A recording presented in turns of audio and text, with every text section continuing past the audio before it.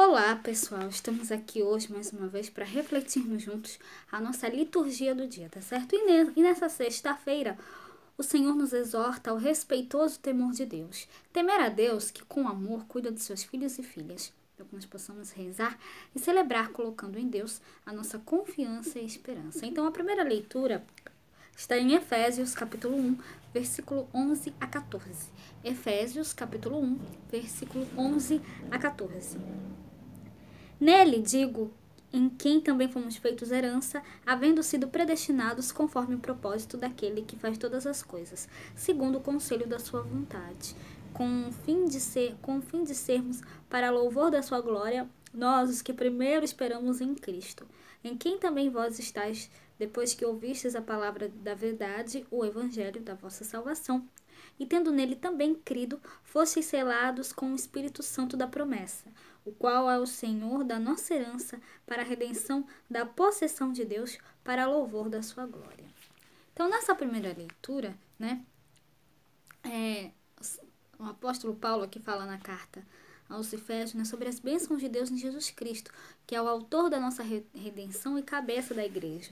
Ele fala aqui, os que colocaram a sua esperança em Cristo, nele foram marcados com o selo do Espírito Santo.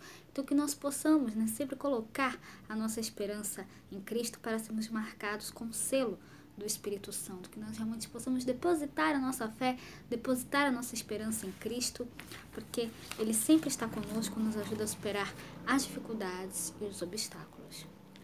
E agora, falando do Evangelho, hoje ele está em Lucas capítulo 12, versículo 1 a 7. Lucas capítulo 12, versículo 1 a 7.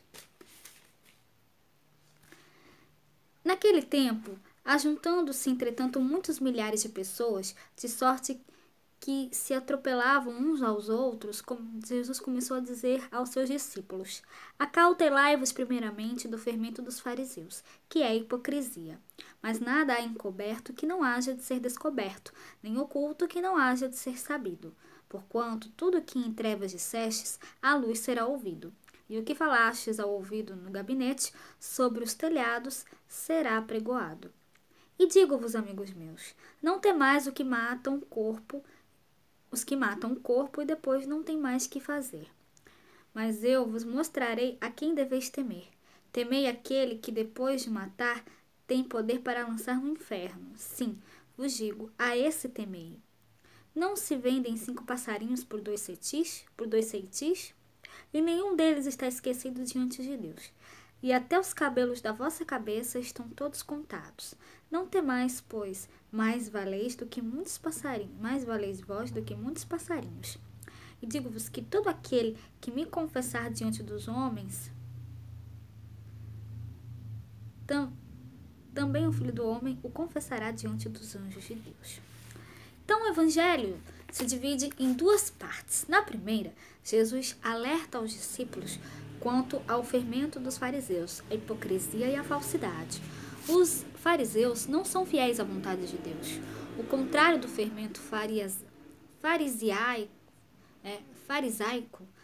é o fermento do reino de Deus, a misericórdia, a fidelidade e a justiça. Esse é o contrário do fermento farisaico. A esta levedura, sem temor, os discípulos devem se apegar. E na segunda parte, Jesus, dirigindo-se aos seus discípulos como amigos, diz-lhes que não temam os homens, mas ao Senhor.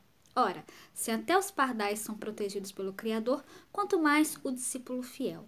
Então deve-se temer antes aquele que pode tirar a vida terrena e lançar a pessoa no inferno. Temer somente aquele que pode decretar, então, a segunda, a pior e verdadeira morte. Quanto à falsidade farisaica, segundo o Evangelho, cedo ou tarde, será revelada. Pois não há nada de oculto que não venha a ser conhecido. Em síntese, o grande ensinamento de Jesus é não temer quem vive contrariamente à sua palavra, mas sem medo testemunhar o Evangelho da vida, tá certo? É isso que nós devemos fazer, testemunhar o Evangelho da vida. Então, era isso que eu tinha para falar para vocês hoje. Muito obrigada a todos por curtirem, por comentarem. Aqueles que só assistem mesmo, também agradeço. Espero que vocês tenham gostado dessa reflexão de hoje. Espero encontrá-los todos aqui sábado, se Deus quiser, para continuarmos refletindo cada vez mais as leituras da Sagrada Escritura. Então, muito obrigada a todos e até a próxima, se Deus quiser.